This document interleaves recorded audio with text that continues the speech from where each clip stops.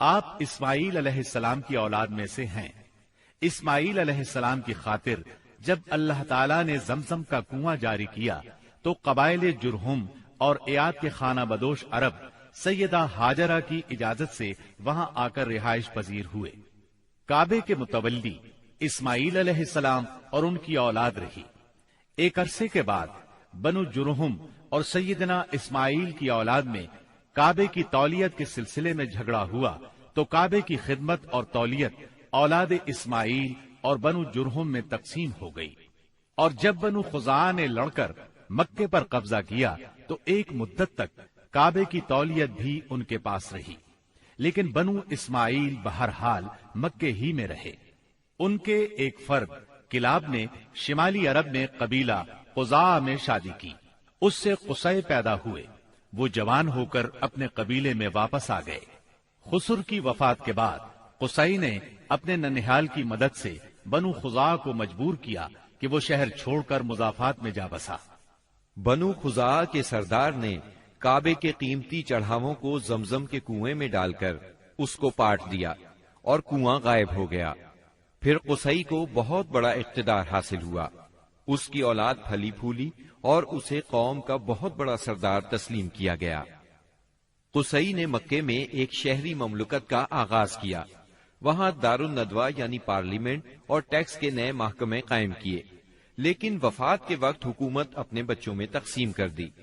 کسی کو کعبے کی رکھوالی سونپی، کسی کو چابی دی، کسی کو فوج کی قیادت تو کسی کو ٹیکس کا حساب کتاب سونپا۔ بعد کی نسلوں میں انتظامات کی مزید تقسیم در تقسیم ہوئی۔ آغاز اسلام کے وقت وہاں 10 سرداروں کی ایک مجلس کار فرما نظر آتی تھی۔ قصی کے 4 بیٹے تھے، ان میں عبد مناف بڑے نامور اور صاحب عزت ہوئے۔ عبد مناف کے بھی 4 بیٹے تھے، ان میں ہاشم شہرت میں سبقت لے گئے۔ ہاشم آپ کے پردادا تھے، بہت دولت مند ہونے کے ساتھ ساتھ سخاوت، مروت اور احسان میں بھی بے مثال تھے۔ ہاشم کہلانے کی وجہ یہ تھی کہ ان کے عہد میں ایک مرتبہ مکہ مکرمہ میں قحط پڑ گیا۔ یہ فلسطین گئے اور اونٹوں پر آٹے کی بہت سی بوریاں لاد لائے، بہت سے اونٹ ذبح کیے، ان کا شوربہ تیار کیا، روٹیاں پکوائیں۔ ان روٹیوں کو شوربے میں بھگو بھگو کر اہل شہر کو کھلاتے رہے۔ عرب اس کھانے کو حشیم اور سرید کہتے ہیں۔ یہ سلسلہ ایک مدت تک جاری رہا، اسی وجہ سے ان کا نام ہاشم پڑ گیا۔ وہ حاجیوں کی خدمت اور مہمان نوازی میں بھی بڑھ چڑھ کر حصہ لیتے تھے۔ اسی سخاوت اور فیاضی سے ہاشم کا نام پورے عرب میں مشہور ہو گیا۔ ذاتی اثر و رسوخ اور وجاہت کی وجہ سے ان کی دوسرے ممالک کے درباروں میں بھی رسائی تھی۔ انہوں نے ہی قریش میں سب سے پہلے یہ دستور جاری کیا کہ سال میں 2 مرتبہ تجارتی قافلے روانہ ہوا کریں، موسم گرما میں شام کی طرف اور موسم سرما میں یمن کی طرف۔ چنانچہ اسی دستور کے مطابق دونوں موسموں میں قافلے روانہ ہوتے تھے۔ سورۃ القریش میں اللہ تعالیٰ نے قریش کو یہی انعام یاد دلایا ہے، کیونکہ قریش اللہ کی رحمت سے موسم سرما و گرما کے عادی ہو گئے۔ ان کی سمجھ میں یہ بات آ گئی کہ اس نعمت کے شکریہ میں اللہ کی عبادت کرنا چاہیے جو اس گھر کا مالک ہے، اور اس نے انہیں بھوک میں کھانا دیا اور خوف سے امن بخشا۔ نجاشی شاہ حبش ہاشم کی بے حد خاطر مدارت کرتا اور تحفے تحائف بھی پیش کرتا۔ قیصر روم بھی ان سے بہت مہربانی سے پیش آتا تھا۔ ہاشم نے یمن اور روم کی حکومت سے قریش کے تجارتی قافلے کی حفاظت کا حکم حاصل کیا، اور یہ ان کے اعلیٰ تدبر کا نتیجہ تھا کہ تمام راستے قریش کے تجارتی قافلوں کے لیے محفوظ ہو گئے۔ اس طرح مکہ مکرمہ بین الاقوامی تجارت کا مرکز بن گیا۔ اس سے خانہ کعبہ کی زیارت اور فریضہ حج عام ہو گئے، اور مکی زبان بھی ملک کے چاروں طرف سمجھی جانے لگی۔ ان قریشی قافلوں اور سالانہ میلوں کی وجہ سے جزیرہ نمائے عرب میں ایک معاشی مرکز پیدا ہو گیا۔ ان سالانہ میلوں میں قریش کو سرمایہ دارانہ تجارت اور قافلوں کی حفاظت کے سلسلے میں بہت اہمیت حاصل تھی۔ اس طرح مکہ مکرمہ تجارتی مرکز بنا، جس نے سیاسی مرکزیت کا راستہ کھولا جو اسلام کا کارنامہ بننے والا تھا۔ 197 عیسوی کے چند ماہ بعد ہاشم کی بیوی سلمہ بنت عمر کے ہاں مدینہ منورہ میں شیبہ یعنی عبد المطلب پیدا ہوئے۔ بچے کے سر میں کچھ بال سفید تھے، اس لیے ان کا نام شیبہ رکھا گیا۔ شیبہ کا مطلب ہے بوڑھا۔ ہاشم کی وفات کے بعد ذمہ داریاں ان کے بھائی مطلب نے سنبھال لی تھی۔ گویا مطلب شیبہ کا چچا تھا۔ اس کی وفات کے بعد شیبہ نے رفادہ اور سقایا کی ذمہ داریاں خوبی سے سنبھالی۔ انہوں نے یمن اور حبشہ کے درباروں میں اپنی قوم کی نمائندگی بھی کی۔ ان کی ملکیت میں ایک قدرتی چشمہ بھی تھا۔ ایک دن خواب میں انہیں اشارہ ملا کہ فلاں جگہ کھود کر غائب شدہ زمزم کا کنواں برآمد کریں۔ کھودتے وقت اس سے انہیں دفن شدہ خزانہ بھی ملا جو کعبے کے چڑھاووں پر مشتمل تھا۔ عبد المطلب کو زمزم کی ملکیت کے لیے بہت دشواریاں پیش آئیں، مگر اہل شہر امن پسند تھے۔ انہوں نے طے کیا کہ کسی غیر جانبدار حاکم سے اس کا فیصلہ کرا لیا جائے۔ عبد المطلب نے یہ بات مان لی، لیکن پریشان بھی تھے، اس لیے منت مانی کہ اگر اللہ نے مجھے 10 بیٹے دیے اور وہ بلوغت کو پہنچے تو میں ان میں سے ایک کو کعبے میں جا کر اللہ کے لیے قربان کر دوں گا۔ جب 10واں بیٹا بھی بلوغت کو پہنچ گیا تو عبد المطلب کو منت یاد آئی۔ انہوں نے بیٹوں کے درمیان قرعہ ڈالا تاکہ جس کا نام نکلے اسے قربان کر دیں۔ قرعہ نبی اکرم صلی اللہ علیہ وسلم کے والد عبداللہ کے نام نکلا۔ عبد المطلب کا ارادہ دیکھ کر رشتہ داروں اور دوستوں نے دخل اندازی کی اور انہیں مشورہ دیا کہ وہ کسی خاتون عرافہ کے پاس جا کر حل دریافت کریں۔ چنانچہ عبد المطلب ایک عرافہ کے پاس گئے۔ اس نے معاملہ سن کر مشورہ دیا کہ بیٹے اور 10 اونٹوں کے درمیان قرعہ ڈالو، اگر عبداللہ کے نام نکلے تو مزید 10 اونٹ بڑھا دو، اس طرح خون بہا کی مقدار میں اضافہ کرتے جاؤ یہاں تک کہ قرعہ خون بہا پر نکلے۔ انہوں نے قرعہ اندازی شروع کی۔ قرعہ ہر بار عبداللہ کے نام نکلتا رہا۔ یہ 10 اونٹ ہر بار بڑھاتے گئے۔ جب 100 اونٹ پورے ہو گئے تب قرعہ اونٹوں کے نام نکلا۔ عبد المطلب نے 3 بار ایسا کیا تاکہ اطمینان ہو جائے۔ ہر بار 100 اونٹوں ہی کا قرعہ نکلا۔ اب انہیں اطمینان ہو گیا کہ یہی اللہ کو منظور ہے۔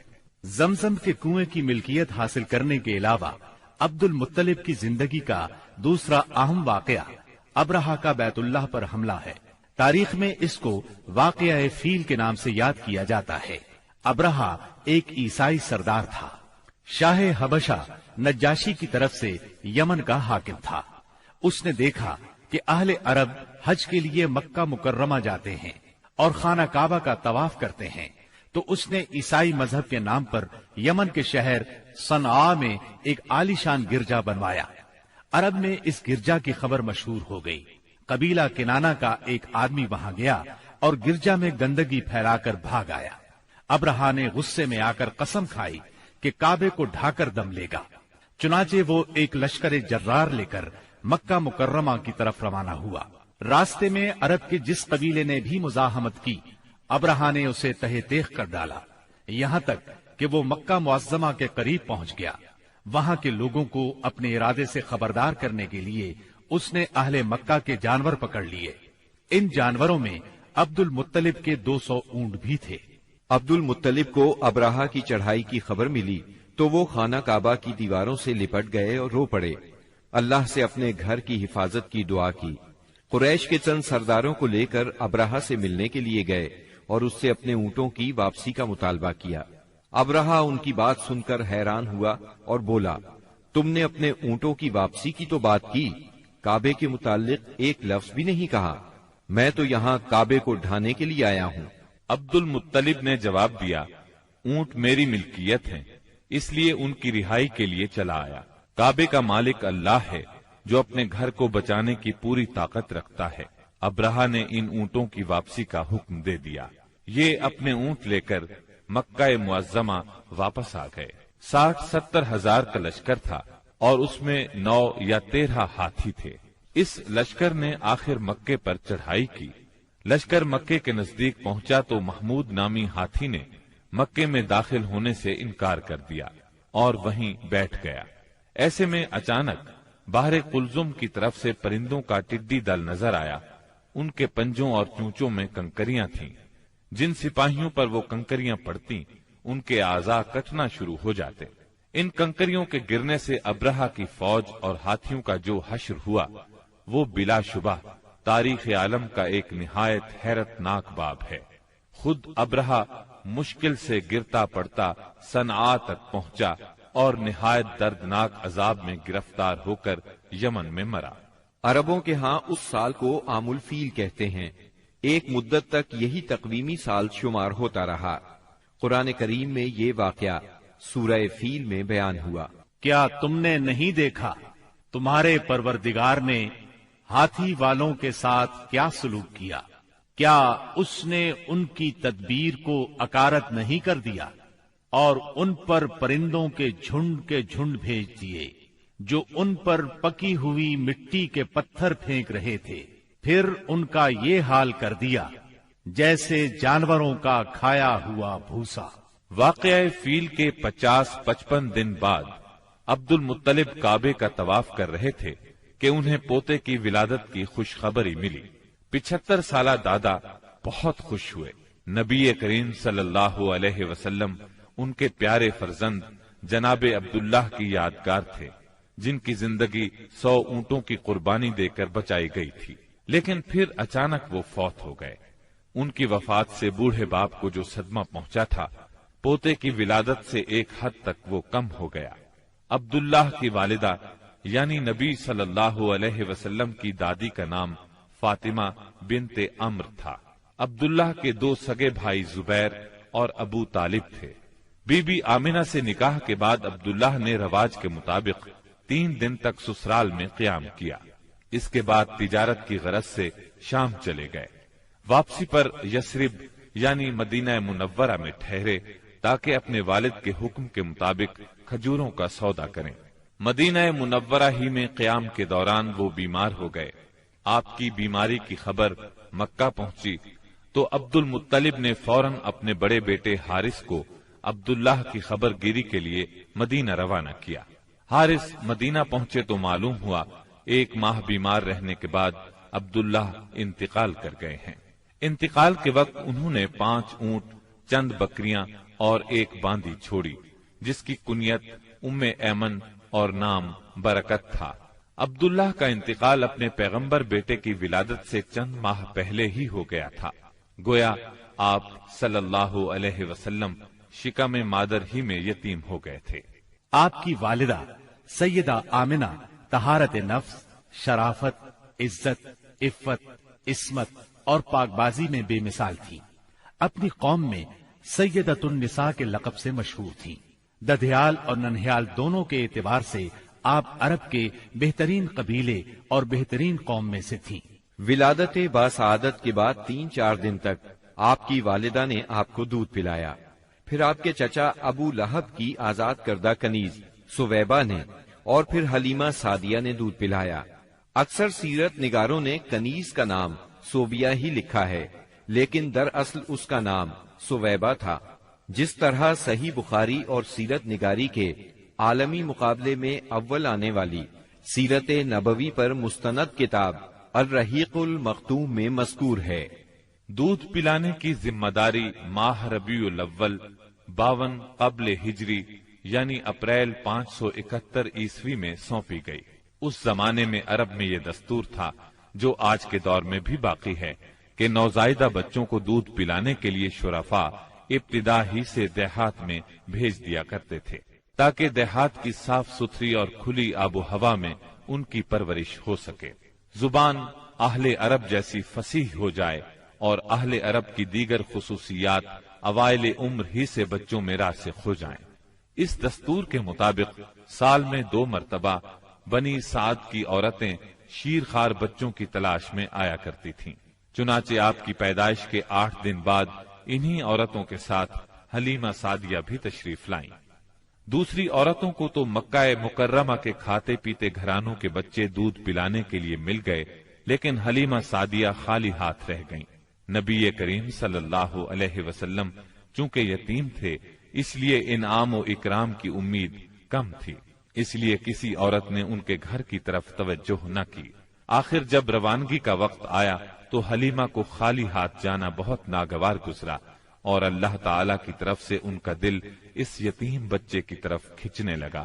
چنانچہ انہوں نے اپنے شوہر حارث سے جا کر کہا، اللہ کی قسم مجھے یہ اچھا نہیں لگتا کہ میری ساری سہیلیاں تو بچے لے کر جائیں اور میں اکیلی کوئی بچہ لیے بغیر جاؤں، میں جا کر اس یتیم بچے ہی کو لے لیتی ہوں۔ شوہر نے یہ سن کر کہا، کوئی حرج نہیں، ممکن ہے اللہ ہمارے لیے اسی میں برکت عطا کر دے۔ اس کے بعد انہوں نے جا کر بچے کو لے لیا۔ قافلہ روانہ ہوا، سب سوار ہو کر چل پڑے۔ حلیمہ سعدیہ بھی آپ کو لے کر چلی۔ حلیمہ کی اونٹنی دبلی پتلی، دیکھنے میں مریل اور چلنے میں سب سے سست رفتار تھی، لیکن جو ہی حلیمہ سعدیہ آپ کو لے کر اس پر سوار ہوئیں، یکا یک وہ برق رفتار ہو گئی۔ باقی عورتوں نے اس منظر کو حیرت سے دیکھا کہ حلیمہ سعدیہ کی مریل اونٹنی ان کی طاقتور اور تیز رفتار اونٹنیوں سے آگے نکلی جا رہی تھی، اور پھر وہ ان سب کو پیچھے چھوڑ گئی۔ یہ تبدیلی دوسری عورتوں کے لیے کسی معجزے سے کم نہیں تھی۔ حلیمہ کے والد ابو زویب کا نام عبداللہ بن حارث تھا، وہ نبی صلی اللہ علیہ وسلم کے رضائی نانا ہوئے۔ حلیمہ کے شوہر کا نام حارث بن عبد العزا تھا، یہ دونوں ہی قبیلہ سعد بنی بکر بن حوازن سے تعلق رکھتے تھے۔ اسی طرح حارث کے بچے آپ کے رضائی بھائی بہن ہوئے۔ جب تک آپ صلی اللہ علیہ وسلم حلیمہ سعدیہ کے گھر رہے، ان کا گھر برکتوں سے مالا مال رہا۔ حلیمہ بیان کرتی ہیں کہ وہ جب آئی تھیں تو قحط سالی کا دور تھا۔ ان کے پاس ایک گدھی تھی جو اس قدر دبلی پتلی اور مریل تھی کہ پورے قافلے میں سب سے سست اور مریل چال چلتی تھی۔ ایک اونٹنی بھی تھی مگر وہ قطرہ دودھ کا نہیں دیتی تھی۔ حلیمہ کا اپنا بچہ بھوک سے بے قرار ہو کر بلکتا رہتا تھا، خود سوتا نہ ماں باپ کو سونے دیتا، مگر جب وہ آپ کو لے کر اپنے گھر آئیں اور آپ کو گود میں لیا تو سینہ دودھ سے بھر گیا، یہاں تک کہ آپ نے پیٹ بھر کر دودھ پیا، اور آپ صلی اللہ علیہ وسلم کے ساتھ حلیمہ کے بیٹے نے بھی خوب دودھ پیا، پھر دونوں آرام کی نیند سو گئے۔ اس رات حلیمہ کا بچہ بالکل نہ رویا۔ ادھر شوہر اونٹنی کے پاس گیا تو کیا دیکھتا ہے، تھن سے دودھ ابلا چاہتا ہے، چنانچہ وہ دودھ دوہنے لگا۔ اس نے اس قدر دودھ دوہا کہ گھر کے سب برتن بھر گئے۔ دونوں نے خوب دودھ پیا اور آرام کی نیند سو گئے۔ حلیمہ سعدیہ کا گھرانہ سب سے زیادہ قحط زدہ تھا، لیکن مکے سے واپسی کے بعد ان کی یہ حالت ہوئی کہ جب بکریاں چر کر گھر واپس آئیں تو ان کی کوکھیں نکلی ہوئی تھیں اور تھن دودھ سے لبریز تھے۔ اب گھر والے خوب دودھ پینے لگے، جبکہ قحط کی وجہ سے دوسرے گھرانوں کو دودھ بالکل نہیں ملتا تھا۔ یوں اس گھرانے کو مسلسل خیر و برکت نصیب ہوئی۔ حلیمہ کا دستور تھا کہ وہ ہر 6 ماہ بعد آپ کو مکے لاتی، والدہ اور خاندان کے لوگوں سے ملاتی اور پھر اپنے دیار بنی سعد واپس لے جاتی۔ جب مدت رضاعت پوری ہو گئی تو دودھ چھڑا کر آپ کی والدہ کے پاس لائی۔ اب تک وہ آپ کی وجہ سے خیر و برکت دیکھ چکی تھی، اس وجہ سے چاہتی تھی کہ آپ کو ابھی ان کے پاس ہی رہنے دیا جائے۔ چنانچہ انہوں نے آپ کی والدہ سے کہا، کیوں نہ آپ بچے کو ابھی میرے پاس ہی رہنے دیں تاکہ یہ اور مضبوط ہو جائے، مجھے مکے کی وبا سے ڈر لگتا ہے۔ والدہ اس پر راضی ہو گئیں اور حلیمہ آپ کو لے کر خوش خوش اپنے گھر آ گئیں۔ اس طرح آپ قریباً 2 برس تک وہیں رہے۔ پھر آپ کے سینہ مبارک کو چاک کرنے کا واقعہ پیش آیا۔ اس واقعے سے خوفزدہ ہو کر حلیمہ اور ان کے شوہر نے آپ کو آپ کی والدہ آمنہ کے حوالے کر دیا۔ انس بن مالک رضی اللہ عنہ بیان کرتے ہیں، آپ بچوں کے ساتھ کھیل رہے تھے کہ جبریل علیہ السلام تشریف لائے، آپ کو لٹا کر سینہ چاک کر دیا، پھر آپ کا دل نکالا اور اس میں سے ایک لوتھڑا نکال کر فرمایا، یہ تم سے شیطان کا حصہ ہے۔ پھر دل کو سونے کے تشت میں زمزم کے پانی سے دھویا اور واپس سینہ مبارک میں رکھ دیا۔ ادھر بچے دوڑ کر حلیمہ سعدیہ کے پاس آئے اور کہنے لگے، محمد کو قتل کر دیا گیا۔ وہ لوگ فوراً آپ کے پاس پہنچے، دیکھا کہ رنگ اترا ہوا ہے۔ سیدنا انس کا بیان ہے کہ میں نبی اکرم صلی اللہ علیہ وسلم کے سینے پر سلائی کا نشان دیکھا کرتا تھا۔ اس واقعے کے بعد آپ کو مکے پہنچا دیا گیا اور آپ نے اپنی ماں کے سایہ محبت میں اپنے خاندان کے اندر کوئی 2 برس گزارے۔ پھر والدہ، دادا اور ام ایمن کے ساتھ مدینہ منورہ کا سفر کیا، جہاں آپ کے والد کی قبر بھی تھی اور دادا کا ننھیال بھی تھا۔ آپ کے ساتھ بہت جلد حاضر ہوں گے۔ نیچے کامنٹ سیکشن میں اپنی رائے کا اظہار ضرور کیجیے گا۔ ہمارے اس چینل کو سبسکرائب کر کے نیچے موجود بیل آئیکن کو بھی ضرور کلک کیجیے گا۔ اگلی ملاقات تک کے لیے ہمارا اور آپ کا اللہ نگہبان۔